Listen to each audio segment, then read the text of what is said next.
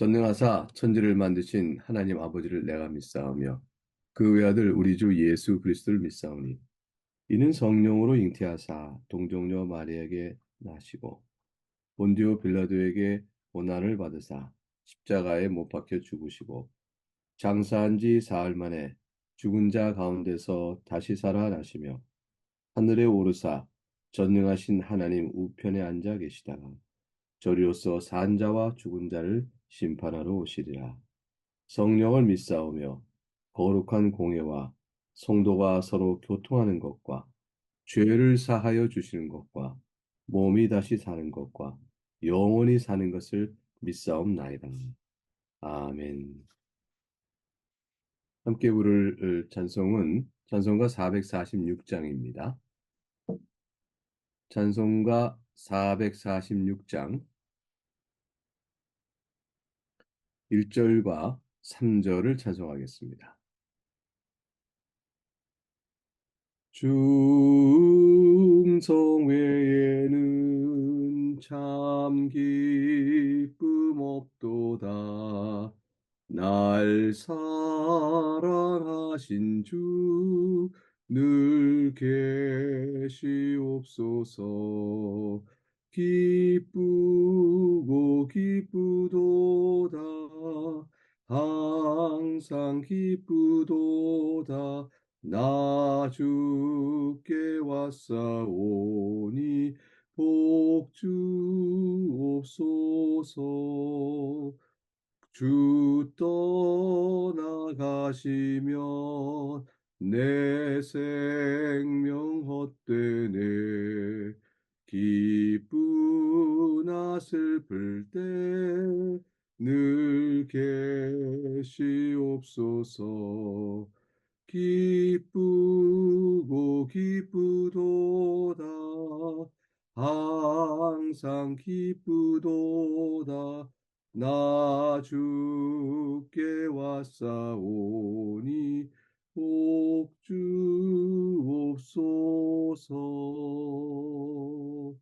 아멘.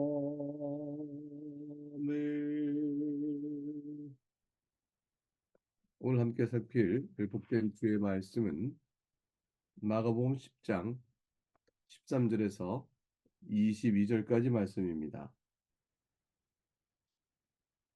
마가복음 10장 13절에서 22절까지 말씀 두 단락으로 나누어서 말씀을 살피도록 하겠습니다. 먼저 13절에서 16절까지 말씀입니다. 말씀을 봉독하겠습니다. 사람들이 예수께서 만져주시길 바라고 어린아이들을 데리고 오매 제자들이 꾸짖거늘 예수께서 보시고 노하시어 이르시되 어린아이들이 내게 오는 것을 용납하고 금하지 말라. 하나님의 나라가 이런 자의 것이니라. 내가 진실로 너에게 이르노니 누구든지 하나님의 나라를 어린아이와 같이 받들지 않는 자는 결단코 그곳에 들어가지 못하리라 하시고 그 어린아이를 안고 그들 위에 안수하시고 축복하시니라. 사랑하는 교회 여러분, 어린아이에 관하여 주님께 두 번째 말씀을 주시는 내용인데요. 하나님 나라에 합당한 사람은 어린양에 같다. 이렇게 말씀하셨습니다. 우리는 그래서 이제 어린아이는 어떤 성격을 갖고 있는 것인가? 이것들을 또 생각해 보면서 이러한 어린아이가 왜 하나님 나라에 더 합당할까? 왜 이런 자의 것일까? 이런 것을 생각하며 알 듯 모를 듯 또 나름의 생각을 하고 그래서 그렇지. 이렇게 우리가 결론을 내리게 됩니다. 많은 성경학자들도 그런 조건들을 곧잘 했습니다.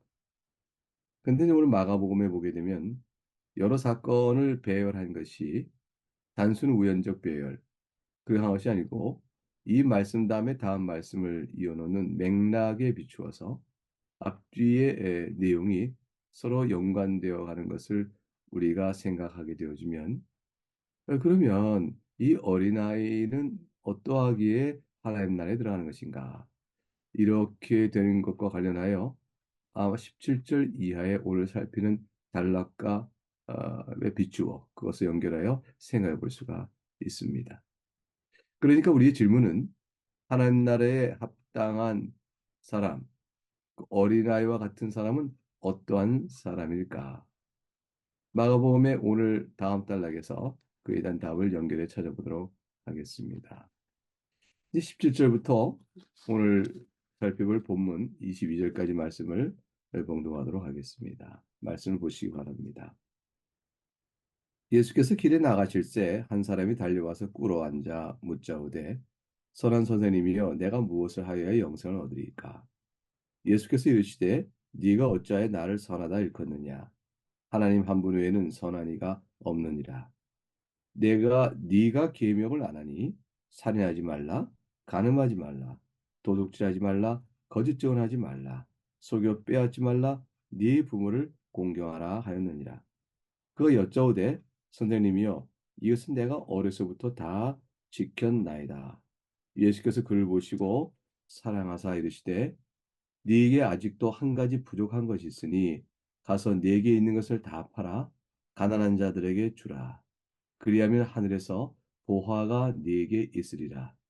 그리고 와서 나를 따르라 하시니 그 사람은 재물이 많은 거로 이 말씀으로 인하여 슬픈 기색을 띠고 근심하며 가니라. 하나님의 말씀입니다.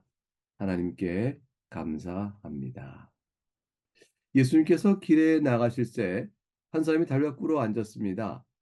그리고 그가 나온 목적은 나를 고쳐주세요. 내가 병이 들었습니다. 악한 영이 있습니다. 더러운 귀신이 있습니다. 내 딸이 죽게 됐습니다. 이런 등등의 일이 아니고 무엇을 하여 영생을 얻으리까?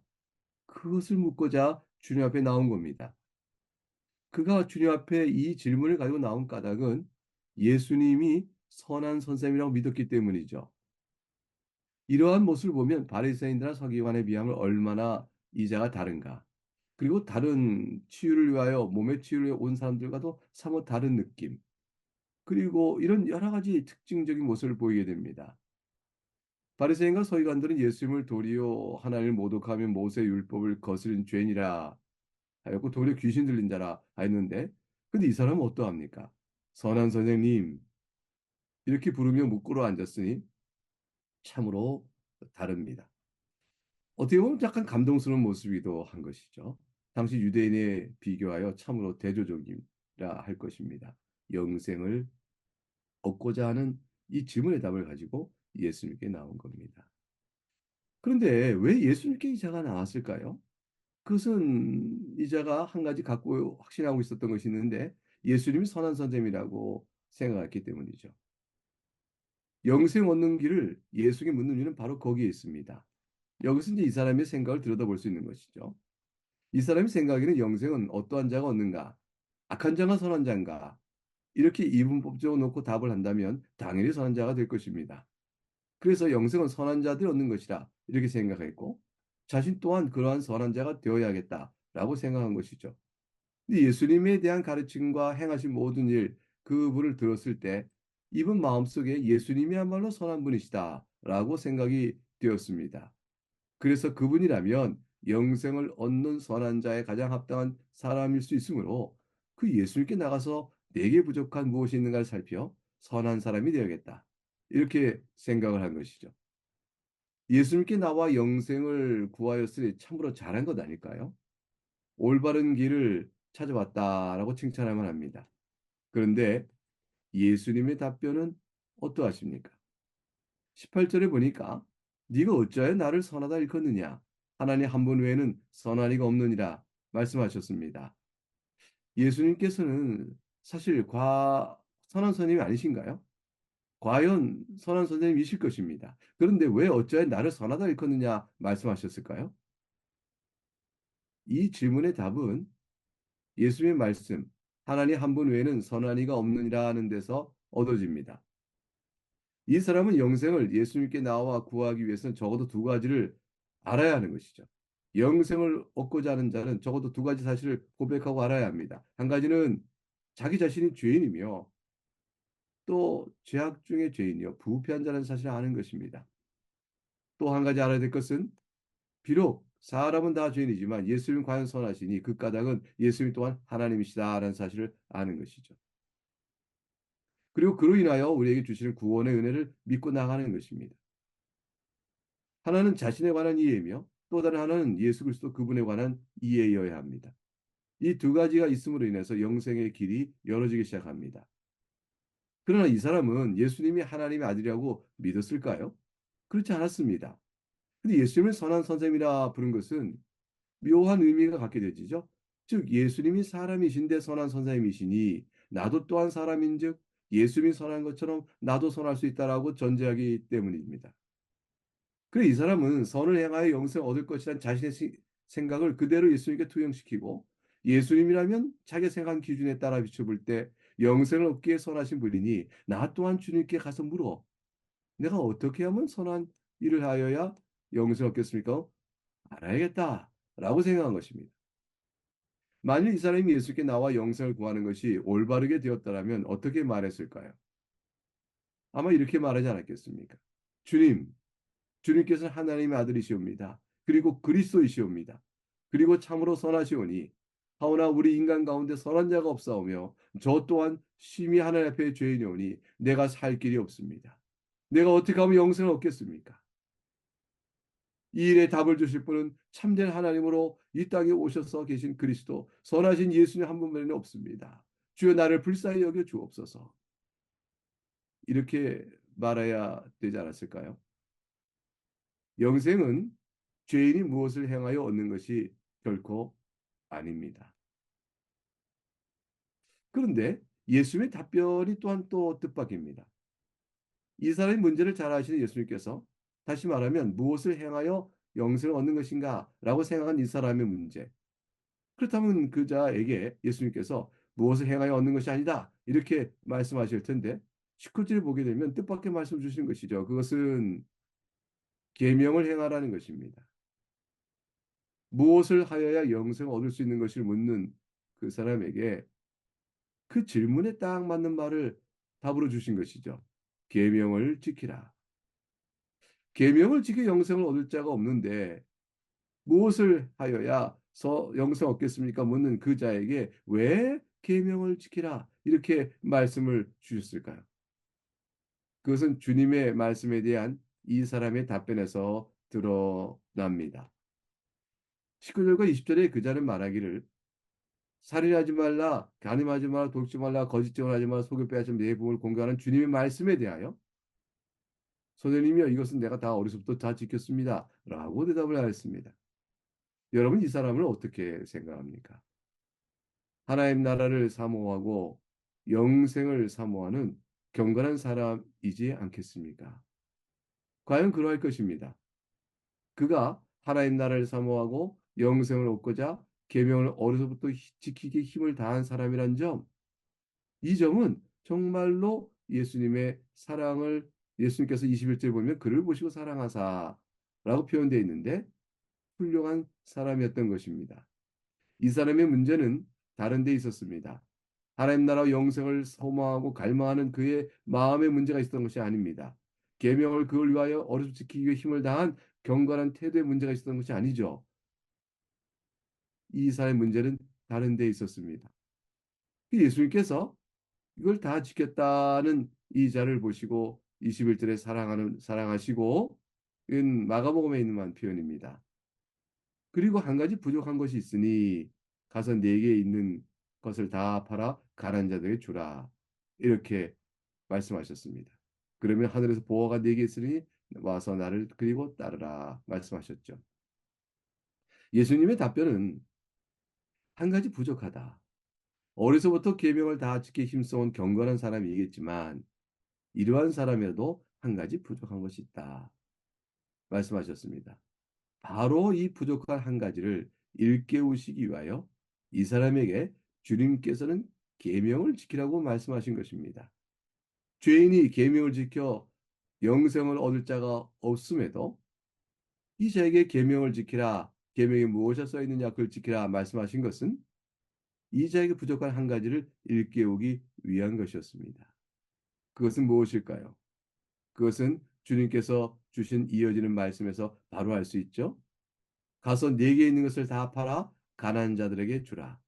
그리하면 하늘에서 보화가 네게 있으리라. 그리고 와서 나를 따르라 하십니다. 여러분은 어떠하십니까?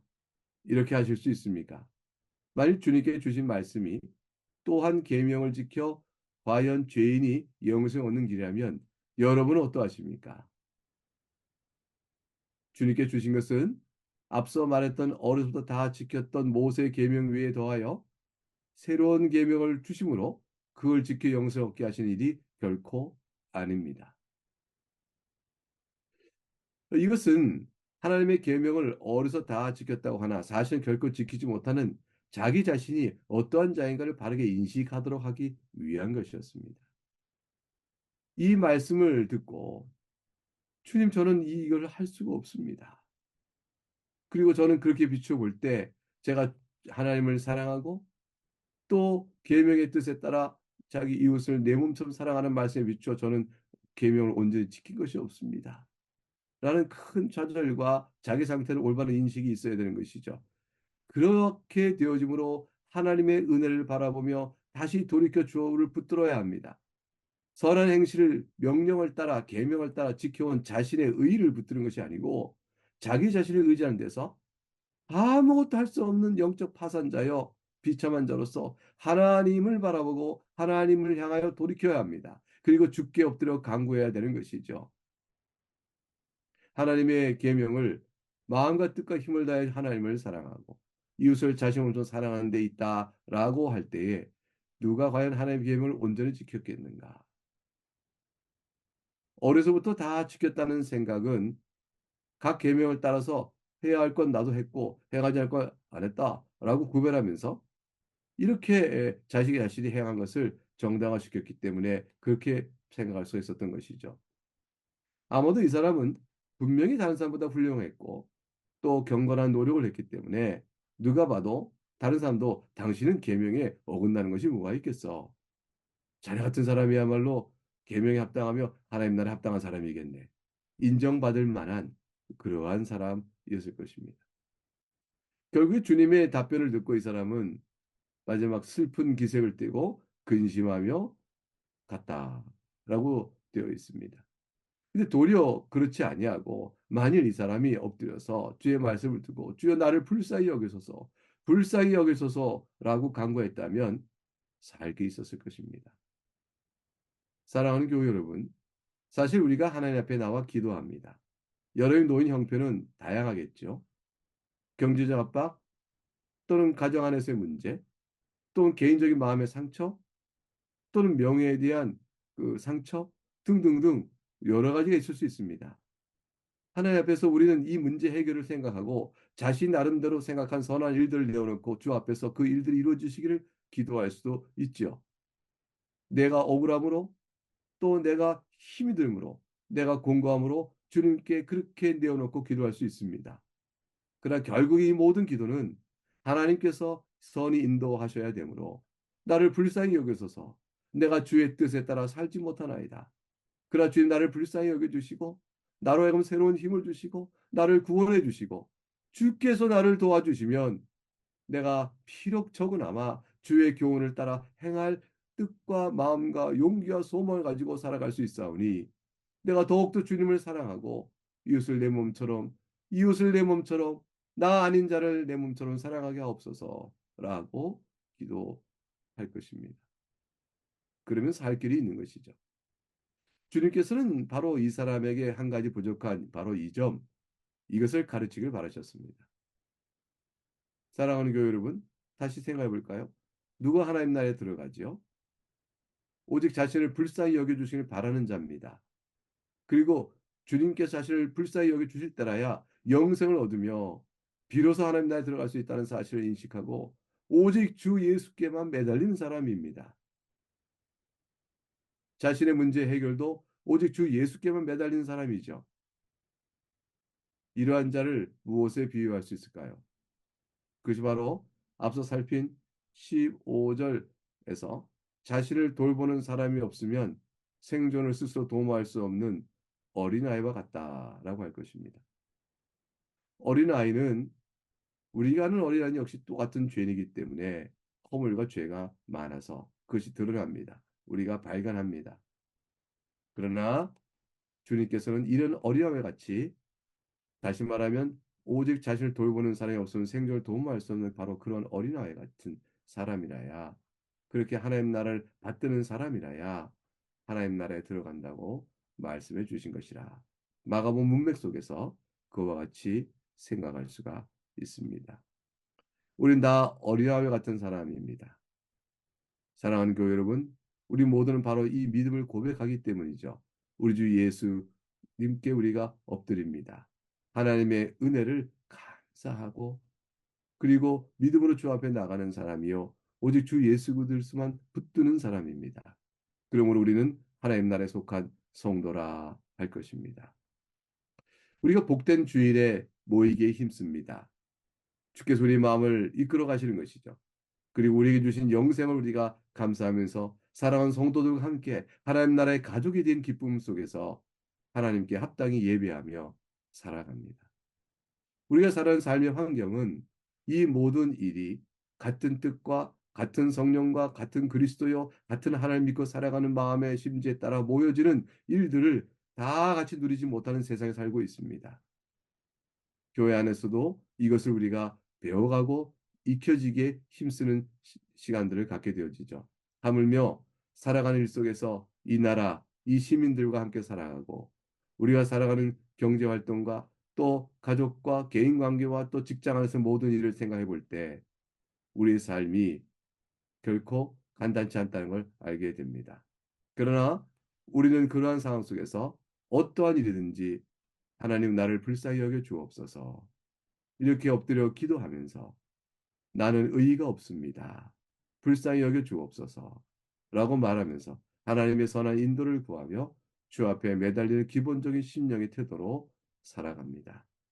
우리 자신의 구원의 은혜가 그러하고 이 땅에 살아가는 성도의 삶의 태도도 또한 그러한 것입니다. 이 모든 것을 하나님의 말씀을 통하여 성령 하나님 우리 마음을 주장하시며 이끌어 주심으로 마침내 열매를 맺게 되는 것이죠. 오늘 주신 이 말씀에 선한 선생님, 어려서부터 계명을 다 지킨 이 훌륭한 사람이 하나님 나라에 들어가지 못하는 까닭 근본적 이해에 결핍해 있었습니다. 우리는 이들보다 이 사람보다 우리 같이 자신에 대한 모든 신앙적 고백들을 올바로 할 수 있는 것은 주께서 우리를 사랑하여 베푸신 은혜 때문이지요.